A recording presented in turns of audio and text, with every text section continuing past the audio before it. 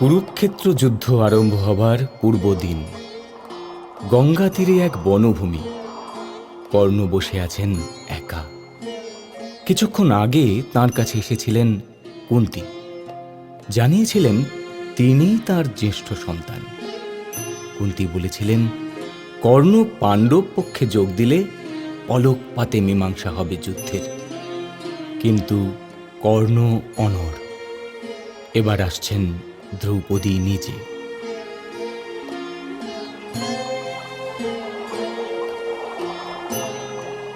কর্ণ, কর্ণ, তুমি পাঞ্চালী? তোমার বিস্ময় আমি বিস্মিত নই কর্ণ, কেননা লোকে জানে আমি তোমার শত্রু। হয়তো তুমিও তাই ভাবো।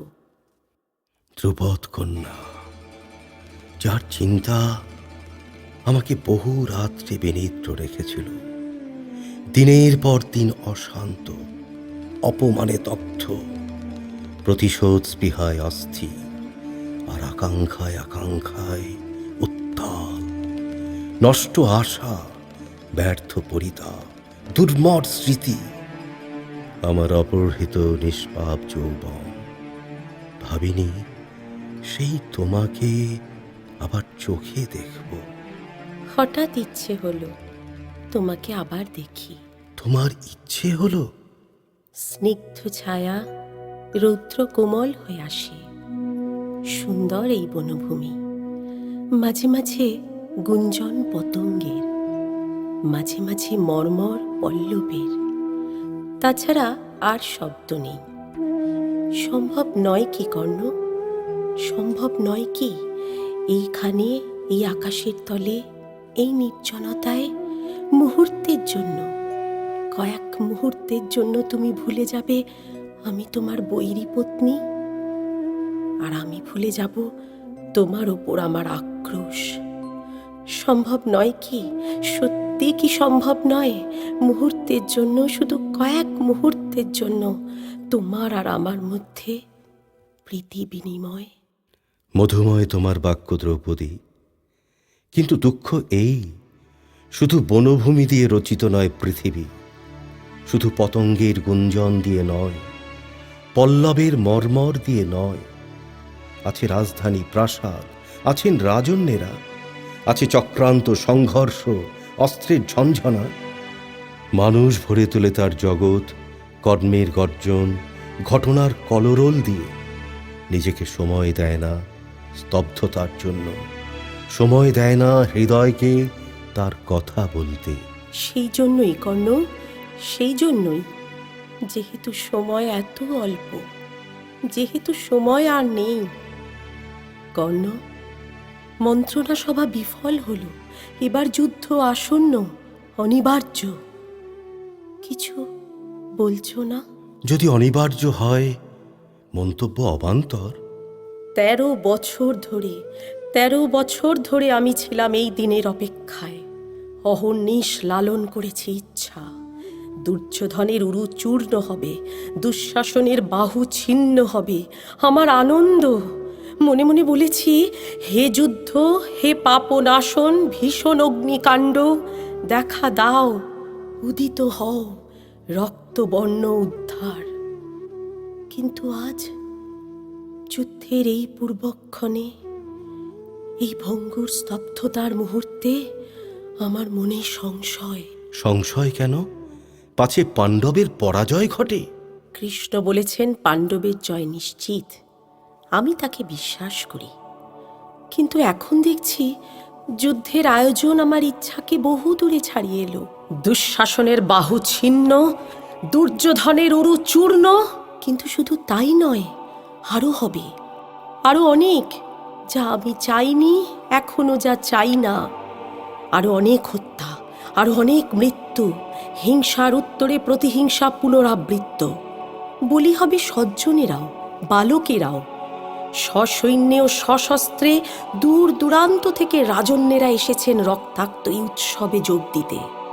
ক্ষুদ্র কোনো উচ্চাশা পূরণের জন্য, কিংবা যেহেতু রাজা তারা বংশ পরম্পর যুদ্ধকে কৃত্য বলে মেনেছেন চিন্তাহীনভাবে।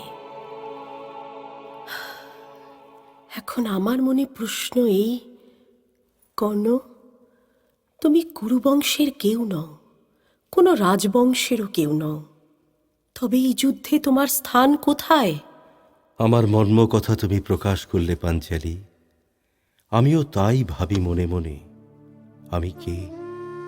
পাণ্ডব নই, কৌরব নই, অনাত্মীয় এক আগন্তুক, কালো স্রোতে ভাসমান এক পাত্র, নির্বন্ধে ভরা, নিরুদ্দেশ, জল আর বাতাসের বেগে চালিত এক অনাহুত অতিথি। আমি হস্তিনাপুরে, কুলগোত্রহীন, নিষ্প্রয়োজন, দৈবক্রমে কুরুবংশের কাহিনীর মধ্যে প্রবিষ্ট, বা হয়তো আমারই ভুলে, যেহেতু আমি নিয়েছিলাম যোদ্ধার বৃত্তি, সুতপুত্র হয়েও চেয়েছিলাম অর্জুনের প্রতিদ্বন্দ্বী হতে কোনো একদিন, কোনো এক স্বয়ংবর সভায়। অর্জুনের প্রতিদ্বন্দ্বী? অথচ মাঝে মাঝে অদ্ভুতভাবে তোমাকে অর্জুনেরই আত্মীয় বলে মনে হয়। একটা নতুন কথা শোনালে তুমি পাঞ্চালী। কেন? এ কথা কেউ আগে তোমাকে বলেনি? তোমার হাসিতে, হাতের ভঙ্গিতে, কখনো তোমার কণ্ঠস্বরে, ওষ্ঠরেখায় স্পষ্ট নয়, কিন্তু আচম্বিতে ধরা পড়ে সাদৃশ্য, যেন দুই ভাই, তুমি আর অর্জুন। তোমার কল্পনা শক্তি প্রখর। সুতপুত্রের সঙ্গে পাণ্ডুপুত্রের সাদৃশ্য। কিন্তু হয়তো কিছু আছে যা বংশ দিয়ে বিচার্য নয়, স্বতঃস্ফূর্ত, আকস্মিক কোনো কৌলিন্য। আমি আজ তাই দেখছি তোমার মধ্যে। সত্যি বলতে, তোমাকে আমি এই প্রথম দেখলাম। এর আগে স্বয়ম্বর সভায় তুমি যখন ধনুক তুলে দাঁড়ালে, আমি দেখেছিলাম শুধু এক ঝলক উজ্জ্বলতা, এক দীপ্ত পুরুষের আভাস মাত্র। কেননা তখনই পুরোহিত আমার কানে কানে বললেন, ইনি সুতপুত্র, তোমার বরণীয় নন। আমি নামিয়ে নিলাম চক্ষু, বুঝলাম তুমি ফিরে যাচ্ছ। তুমি যখন দ্বার পথে, আমার দৃষ্টি তোমার দিকে ছুটে গেল, আর সেই মুহূর্তেই তুমি নিষ্ক্রান্ত হলে। কর্ণ, দীর্ঘশ্বাস কেন? ভালো নয় পাঞ্চালী, ভালো নয় নতুন করে বেদনা জাগানো, নতুন করে সেই জ্বালা, সেই প্রতিকারহীন অবিচার। দ্রুপদ কন্যা, ফিরে যাও। তোমার রূপের রশ্মি আমার পক্ষে দুঃসহ, তোমার ললিত কণ্ঠ আমার পক্ষে উৎপীড়ন। এখনো জ্বালা? এত দিন পরেও দূত সভায় তোমার প্রতিশোধ কি পূর্ণ হয়নি? তোমার মনে আছে? তোমার মনে আছে দূত সভায় আমি কি বলেছিলাম, কি করেছিলাম? আমি ছিলাম আর্ত, উদ্ভ্রান্ত, তোমাকে লক্ষ্য করিনি। আমারও স্মৃতি অস্পষ্ট, শুধু মনে পড়ে হঠাৎ তোমাকে সভাস্থলে দেখতে পেলাম। চোখে তোমার অশ্রুর বন্যা, চোখে তোমার রোষাগ্নি, বিস্রস্ত কেশ, বিশৃঙ্খল বসন। লজ্জায় তুমি উজ্জ্বলতর, অপমানে তে দীপ্যমান, লেলিহান বহ্নিশিখার মতো সুন্দর, ঝঞ্ঝাহত তরণীর মতো অশান্ত। এক আশ্চর্য অরুন্ধুত উন্মোচন, এক অবিশ্বাস্য চিত্তমন্থন আবির্ভাব। আর সেই মুহূর্তে আমারও শোণিত হলো প্রজ্বলন্ত। আমার মস্তক যেন দীর্ণ, আমার চিন্তায় অন্ধকার, আমার স্নায়ুতন্ত্রে কম্পমান উন্মাদনা, কামনা, ক্রোধ, দুঃখ সব একসঙ্গে। বিশাল কামনা, সীমাহীন দুঃখ একসঙ্গে। আর তারপর ঠিক মনে পড়ে না আমি কি হেসে উঠেছিলাম, যেন মদিরায় মত্ত, উদ্গীর্ণ করেছিলাম কোনো বাক্যে আমার নক্কা। শুধু এটুকু জানি, আমার সেই অন্ধ উচ্ছ্বাসের অর্থ কেউ বোঝেনি পাঞ্চালী, কেউ না। থাক কর্ণ, অতীত আর আলোচ্য নয় এখন, কেননা সব তর্কের মীমাংসা হবে এই যুদ্ধে। তবু তবু তোমার কাছে একটি জিজ্ঞাসা আমার, ওই যাকে অবিচার বললে তুমি, তার দৃষ্টান্ত কি শুধু আমার স্বয়ম্বর সভা? তুমি দুর্যোধনকে বলো তোমার সুহৃদ, কিন্তু তার কাছে কি পেয়েছো তুমি? এক মুঠো রাজত্ব? কিন্তু তোমার ওই অঙ্গরাজ পদবী, তা কি নয় অন্তঃসারহীন অভিধা মাত্র? ক্ষমতা সব দুর্যোধনের, কর্তৃত্ব সব দুর্যোধনের, তুমি শুধু ব্যবহার্য তার, যন্ত্র যেমন যন্ত্রীর। বীর তুমি, এই কি তোমার যথাযোগ্য সম্মান? তোমার যুক্তি আমি মানতে বাধ্য। কেউ আমাকে রাজা কর্ণ পর্যন্ত বলে না। তুমি কি ভাবো সম্ভব নয়, বিশ্বাস্য নয়? তবু তবু ধরা যাক, দৈবাৎ যদি কৌরব পক্ষ জয়ী হয় যুদ্ধে, তুমি অংশ পাবে রাজত্বের। ভরতবংশে যার জন্ম নয়, সে পাবে রাজত্বের অংশ। তুমি মানো এই যুদ্ধে কোনো অংশ নেই তোমার? যে পক্ষেরই জয় হোক, তোমার কিছু এসে যায় না? আবার আমার মর্ম কথা তোমার মুখে শুনলাম পাঞ্চালী। আমি জানি তোমার অধর্ম হবে দুর্যোধনের বিরুদ্ধে যদি যাও কখনো। রাবণ ভ্রাতা বিভীষণকে আমি প্রবঞ্চক বলি, কিন্তু আছে এক অন্য পথ, তৃতীয় পথ, সপক্ষে নয়, বিপক্ষে নয়, বিবিক্ত, ত্যাগ নয়, অত্যাগ নয়, নির্লিপ্তি। তোমার রাজ্য কেউ হরণ করেনি কর্ণ, কোনো রাজ্য তোমার প্রাপ্য হবে না। তুমি নও কোনো জ্ঞাতি বা কুটুম্ব, কেউ পারবে না তোমাকে দোষ দিতে, যদি নিরপেক্ষ থাকো। আমার বিশ্বাস শাস্ত্র তোমাকে সমর্থন করবে। দেখছি তুমি কৃষ্ণের কথায় বিশ্বাসী নও। পাণ্ডবের জয়ে তুমি সন্দিহান। অন্তত নিশ্চিত জানি কৌরব পক্ষের নেতৃগণের নিপাত। আর তাই বলি, যে যুদ্ধে তোমার কোনো অংশ নেই, স্বার্থ নেই, তাতে যুক্ত হয়ে তুমি কেন প্রাণ দেবে কর্ণ? যুদ্ধে মৃত্যু হলে স্বর্গলাভ হয় ক্ষত্রিয়ের, কিন্তু তুমি তো জন্মসূত্রে ক্ষত্রিয় নও। তোমার বাগ্মিতায় আমি মুগ্ধ পাঞ্চালী। কিন্তু আমার প্রস্তাবে অসম্মত। তবু তবু ভেবে দেখো, যদি তুমি রণস্থলে অস্ত্র হাতে নিয়ে পাণ্ডবের প্রতিপক্ষ হও, তাহলে নিশ্চিত যেন অর্জুন তোমাকে সংহার করবেন কর্ণ। ওই তোমার দৃপ্ত শির লুটিয়ে পড়বে রক্তময় কর্দমে, আর তোমার শক্তিপুঞ্জ শরীর শয়ান হবে কবন্ধ, বিভৎসভাবে নিশ্চল। কিন্তু কেন? তাতে কোন তৃপ্তি হবে তোমার আত্মার?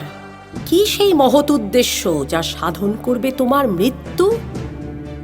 আমি সত্য বলবো, আমি চাই কৌরবের পতন, কিন্তু সেই জন্য কর্ণের আত্মাহুতি আমার মনে হয় নিতান্তই অনর্থক। কিন্তু পাণ্ডবের জয় যদি নিশ্চিত, তাহলে কর্ণবধের গৌরব থেকে অর্জুনকে বঞ্চিত করা কি অন্যায় হবে না? তুমি কি তাহলে মৃত্যুপণ করেছ এই সুন্দর পৃথিবীতে, এই রৌদ্রালোকে? তুমি কি বাঁচতে চাও না কর্ণ? কেউ নেই যাকে তুমি ভালোবাসো? আমি ভালোবাসার কাঙাল নই দ্রৌপদী, আমি আয়ুর ভিক্ষুক নই। কিন্তু আমি প্রার্থনা করি তোমার দীর্ঘায়ু। আমি চাই যুদ্ধের পরে, যখন আর অন্তরাল হয়ে দুর্যোধন থাকবে না, তোমার সঙ্গে পঞ্চপাণ্ডবের মৈত্রী। ভাগ্যদোষে দুঃখ পেয়েছ তুমি, তাদেরও দুঃখ অগণ্য। অবশেষে হোক সুখের সমাপ্তি, হোক স্নিগ্ধ তোমার জীবন, সৌহার্দ্যে, দানে, গ্রহণে, প্রীতির বিনিময়। তুমি নিশ্চয়ই জানো, আমার স্বামীদের যিনি সুহৃদ, আমিও তাকে বন্ধু বলে মানি। কর্ণ, আমি তোমার বন্ধুতা চাই। আশ্চর্য, অনেক ধ্বংস, অনেক মৃত্যু, বিপর্যস্ত রাষ্ট্র, আর তারপর পঞ্চপাণ্ডবের সঙ্গে মৈত্রী, দ্রৌপদীর সঙ্গে বন্ধুতা, এই অধীরথ পুত্র বৈকর্তনে। পাণ্ডবেরা আমার কে? কেউ নয়। আমি কি দ্রৌপদীর বন্ধু হতে চেয়েছিলাম? শুধু বন্ধু? না, এই আমার উত্তর পাঞ্চালী। না, তুমি জেনো, আমি পাণ্ডবের বিপক্ষে আছি প্রতিশ্রুত, আমার সব অস্ত্র নিয়ে, আমার শেষ রক্তবিন্দু পর্যন্ত। দুর্যোধনের জন্য নয়, কিন্তু যেহেতু তাতেই আমার সার্থকতা। এত প্রবল তোমার রণলিপ্সা! মহত্তম সেই যুদ্ধ, যা নিঃস্বার্থ, বিশুদ্ধ সেই চেষ্টা, যা নিষ্ফল। আজ পাণ্ডবেরা জয়োৎসুক, কৌরবেরা জয়োৎসুক, আকাঙ্ক্ষায় আশঙ্কায় তাঁরা চঞ্চল। পাঞ্চালী, তুমিও তাই। শুধু আমি ইচ্ছাহীন, শঙ্কারহিত। শুধু আমি অনাবিলভাবে প্রস্তুত। তুমি জেনো, আমি দুর্যোধনের যন্ত্র নই, কেউ মিত্র নয় আমার, কাউকে আমি শত্রু বলে ভাবি না। আমি স্বাধীন, আমি নিঃসঙ্গ। দেখছি তোমার কুখ্যাতি মিথ্যা নয়। তুমি দাম্ভিক, তুমি স্বেচ্ছাচারী। ভাবতে পারিনি দ্রুপদ কন্যা, আমিও তোমার সেবক হতে পারি কোনোদিন, আর তাও বিনা ত্যাগে, বিনা শ্রমে, শুধু নিশ্চেষ্ট থেকে, শুধু দিন যাপন, শুধু প্রাণ ধারণ করে। যদি তোমার পক্ষে বর্জনীয় হয় নিজের ইষ্ট, লোভনীয় হয় আত্মলোভ, তাহলে আর বাক্য ব্যয় অনর্থক। আমি যাই। পাঞ্চালী, এই প্রথম তুমি আমাকে কিছু বললে, এই প্রথম কোনো আদেশ করলে আমাকে। আমার দুর্ভাগ্য, আমি তা পালন করতে পারলাম না। তবু আমাকে বলতে দাও, অনেক ভাগ্যে আজ তোমার দেখা পেলাম যুদ্ধের আগে, শান্ত সময়ে, রৌদ্রময় আকাশের তলায়। যেও না পাঞ্চালী, যেও না, আর এক মুহূর্ত অপেক্ষা করো। আমি দেখি তোমাকে আরো একবার, ক্ষমতার সংঘর্ষ থেকে দূরে, ছলনার সন্ধান থেকে দূরে। তোমার চূর্ণালক কাঁপছে যখন বাতাসে, তোমার বসনে যখন বৃক্ষ ছায়া চঞ্চল, তোমার অধর যখন রৌদ্ররেখায় স্পৃষ্ট। যুদ্ধের আগে গঙ্গার তীরে, শান্ত নীল বনভূমির নির্জনতায়। সুশ্রাব্য বচন, যেন রূপমুগ্ধ যুবার, যা দৃষ্টি নীলিমায় মগ্ন, যার চিত্তে নির্মল অনুভূতি, অথচ এর বক্তা হত্যাকাণ্ডে যোগ দেবার জন্য উন্মাদ। তীব্র তোমার তিরস্কার পাঞ্চালী, কিন্তু সত্য নেই। আমি এত দূর পর্যন্ত হত্যায় বিমুখ যে মৃগপক্ষীকে আঘাত করিনি কখনো, কখনো খেলার ছলে সরসন্ধান করিনি। অর্জুনের মতো অস্ত্র চালনায় কোনো কীর্তি নেই আমার, শুধু কিঞ্চিত খ্যাতি আছে, হয়তো ভিত্তিহীন। আমি তাই চাই পরীক্ষা। না দ্রৌপদী, আমি উন্মাদ নই, শুধু অপেক্ষমান। সেই মহান নিষ্করুণ পরীক্ষার জন্য, যার মধ্য দিয়ে অবশেষে আমি পাব আমার আত্মপরিচয়, হতে পারব নিজের কাছে প্রকাশিত ও প্রমাণিত। তোমার পতন অনিবার্য, আমার দুঃখ হয় তোমার জন্য। পাণ্ডব পত্নী বিজয়িনী হও।